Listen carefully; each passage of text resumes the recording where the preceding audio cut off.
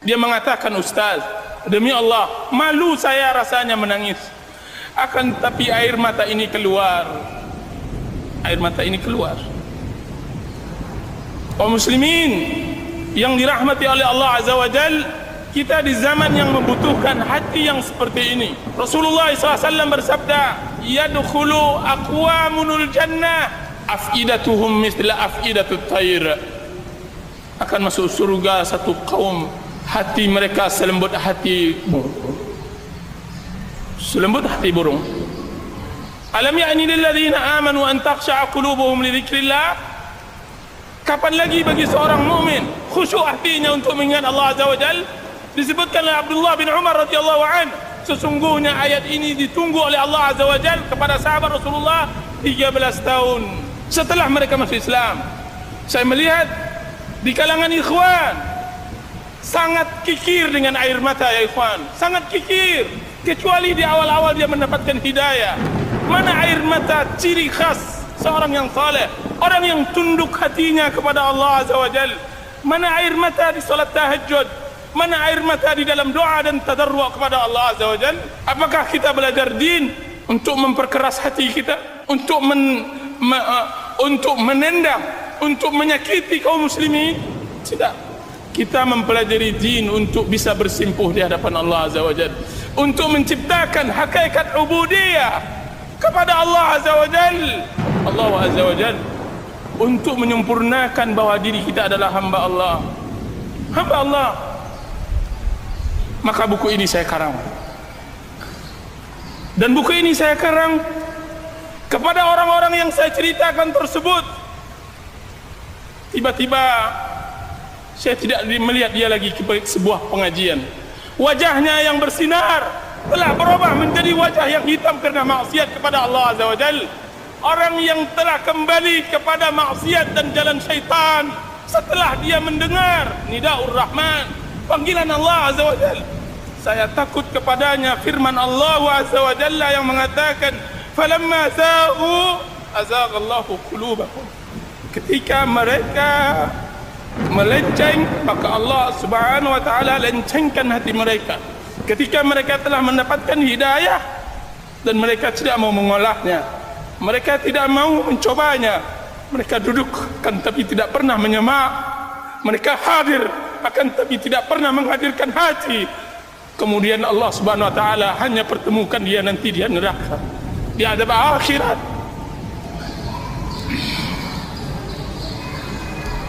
Salah seorang murid Dunnun yang saya katakan tadi di jalan-jalan dia mengatakan, ahin aina qalbi. Sebagian kaum muslimin zaman sekarang beramal dengan suatu amalan, dia berbangga dengan amalnya. Subhanallah, tidak mengerti akan kedudukan. Berbuat sedikit tentang Islam, dia sudah pongah menengadahkan kepalanya dan menghina orang lain.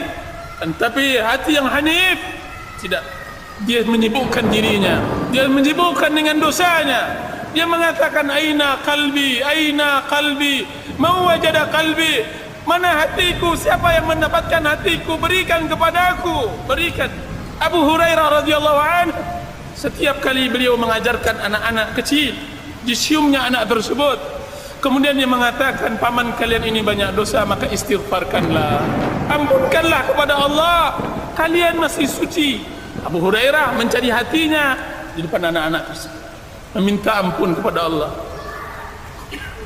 sampai nyaris timbul keputusasaan oleh orang yang berjalan di tepi jalan mencari hatinya. Putus asa. Sampailah dia memasuki sebuah gang, kemudian dia duduk di sebuah tempat duduk di tepi jalan, kemudian dia tafakkur, dia letakkan kedua tangannya, air matanya mengalir. Akankah Allah memberi taubat kepadanya setelah maksiat sejauh ini? Akankah Allah Subhanahu wa taala memberikan pengampunan kepadanya? Dan dia adalah hamba Allah, sepanjang masanya melawan Allah dengan maksiat dan pembangkangannya kepada Allah, nyaris dia berputus asa. Tiba-tiba terdengar kegaduhan di dalam rumah, bertengkar, terdengar suara keras sang ibu memarahi anaknya. Dia terbangun dari sebuah pemikirannya tadi, terbangun. Seorang ibu memarahkan anaknya yang kecil, umur 4 tahun. Tiba-tiba pintu belakang rumah dibuka oleh ibunya tersebut. Kemudian anaknya tersebut diusirnya.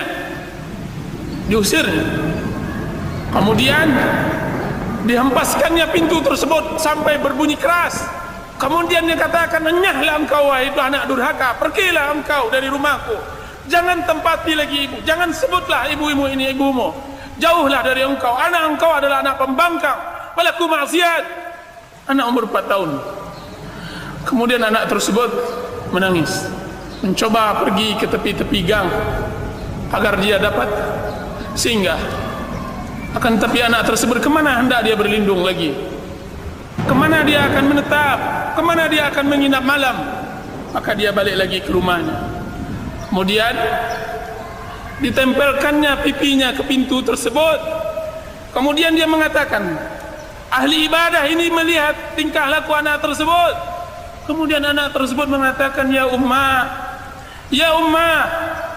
wahai ibu, man yaftahu liyal babu idza ughliqat babaka anni, idza aghlaqti babaka anni." Wahai ibu, pintu mana lagi yang bisa terbuka untukku jika seandainya pintumu telah tertutup untukku? Tidak ada lagi itu. Pintu mana yang bisa menutup, yang akan terbuka untukku jika seandainya pintumu telah tertutup bagi. Wahai ibu, siapa pula yang dapat mendekatkan dirinya kepadaku jika seandainya bukan engkau? Wahai ibu, jika siapa lagi yang dapat menyayangiku jika seandainya engkau telah murka kepadaku? Anak tersebut kemudian dia terjatuh di tanah tersebut. Kemudian dia letakkan pipinya di tanah tersebut. Kemudian dia menangis. Dia menangis untuk dibukakan pintu dan dia tidak akan berbuat lagi kesalahan. Dia tidak akan kembali lagi kepada perbuatannya yang lama. Sang ibu mendengar ucapan sang anak, siapa ibu? Siapa ibu yang begitu keras hatinya sehingga dia tidak mendengar teriakan dan tangisan sang anak? Maka sang ibu tersebut melihat di celah-celah rumah papannya tersebut. Dilihatnya perlakuan anaknya tersebut. Tidak sampai hatinya, tidak tega. Kemudian dibukakan pintunya olehnya. Kemudian anaknya tersebut diangkat. Kemudian dibersihkannya pipinya dari tanah dan debu.